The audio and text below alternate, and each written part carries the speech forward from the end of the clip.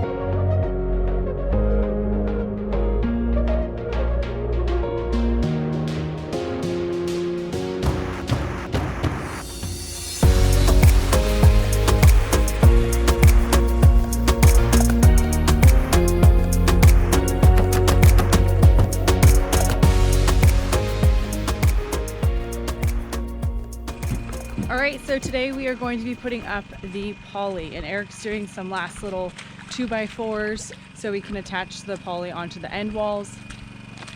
These are the 1x3s that we're going to be using to sandwich the poly on the baseboards and on the end walls as well. Okay, so we are making progress. It's going a little slower today. I think digging these holes kind of set us behind. They were a little harder to dig than we thought and a lot muddier. So we got the front framing up, the rear framing, and the window, and this thing is really sturdy. Like it's impressive. This thing is not going anywhere. We're also going to try to get these center posts in, and we'll see if we get to laying the concrete tonight. So we're going to kind of start going over and doing some small things. Ariel's going to be putting some of that white duct tape we have on some sharp edges, and I think I'm going to get the angle grinder out and be cutting off a few things with our wind bracing, and I'm going to kind of do a new setup on the purlin on the edges so it doesn't cut through the plastic.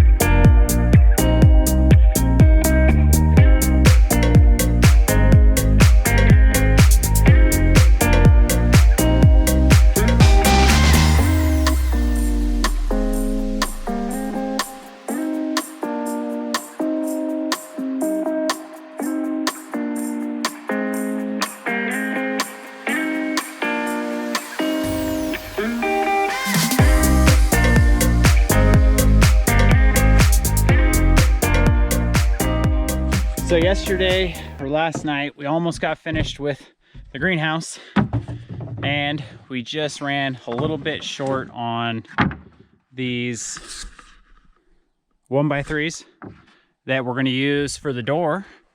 And also while we were out, we went ahead and picked up a trailer full, and on our trailer full it is 2 yards of this fill dirt. And they call it pit run around here. It's only $5 a yard, so it's a really good deal on it. And we're just gonna use it as kind of fill dirt to fill in this kind of gap we got right here towards the back of the greenhouse. And once we get that all filled in and get our door built, besides laying the concrete, which we're not able to do yet, we're gonna go ahead and call this thing done. So we're gonna get to work.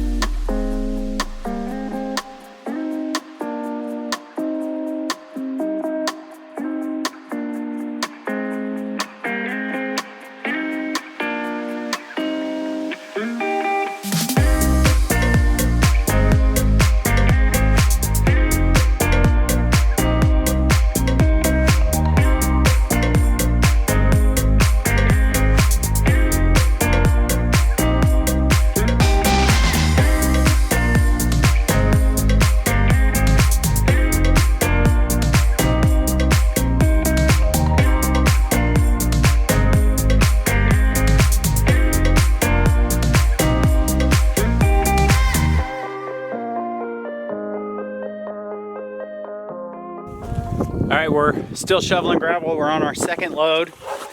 And this one we're gonna try to do the other side of the greenhouse and maybe some of the back. And then we're gonna try to get it unloaded quick and go get another load today.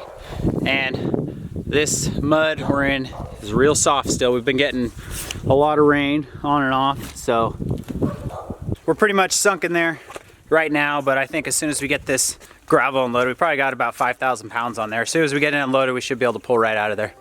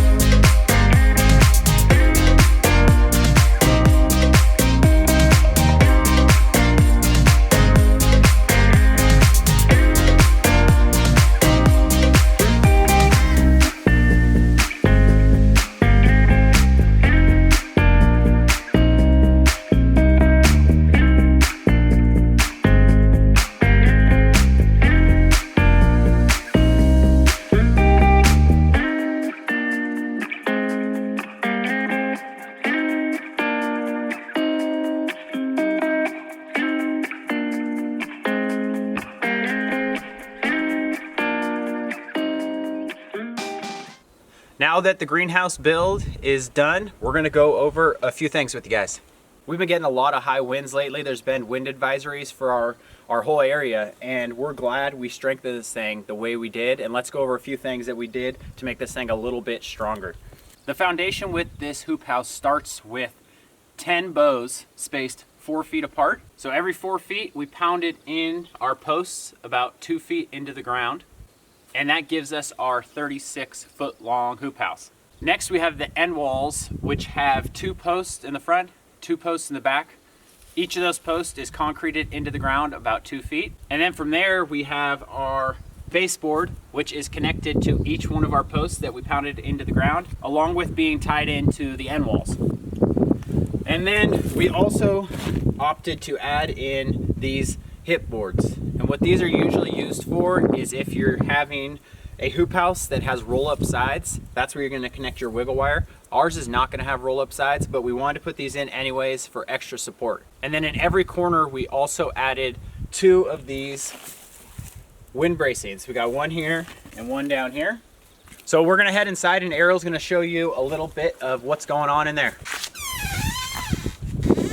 We are now inside the hoop house, and as you can tell, I have already filled it up with plants, or not quite filled it up, but put a lot of our inside plants out here. They've been hardened off and they're doing wonderful. This hoop house hasn't gotten below about 38 degrees. There are 2 holes behind me that we are going to be setting beams in and attaching to the top purlin. We're just waiting till there's a little less water in the holes so we can set the concrete. So let's talk about the door. We have a 4x7 door behind me. We wanted to make it super big, mainly for ventilation, because a hoop house this size, any greenhouse for that matter, usually gets really hot in the summer, and we want to have adequate ventilation. So that door turned out really well. Behind us, it's made out of 2x4s. On this other end wall, we have a 5x6 window. Only one of these panels opens. It'd be nice if all 3 of them open, but just one does. So we're going to be putting a fan in here to help with ventilation, and we're also going to be purchasing shade cloth. That's going to be a necessity since we already reached about 80 degrees in here on a sunny day. We're also going to be putting 3 rows in here with lots of trellising. You may be wondering how much something like this costs to build. In our area, with reusing that window, this project cost us a little over $1,200. Now, we're not said and done with everything, but we'll still probably be under $1,500 once we have the trellising and the wood stove in here. And it took us a little over a week to build. We had to take a few days off because of the weather, but it didn't actually take too long. If you have good weather, you could probably get it up in a few days. I wanted to give a shout out to Jason from Start From Seed Homestead. We watched his videos on building a hoop house for his climate, which also receives lots of snow, and that gave us the courage to build this one to withstand wind and snow here in Alaska. So thanks everyone for following us along on this build. Our next project is going to be the outdoor garden area.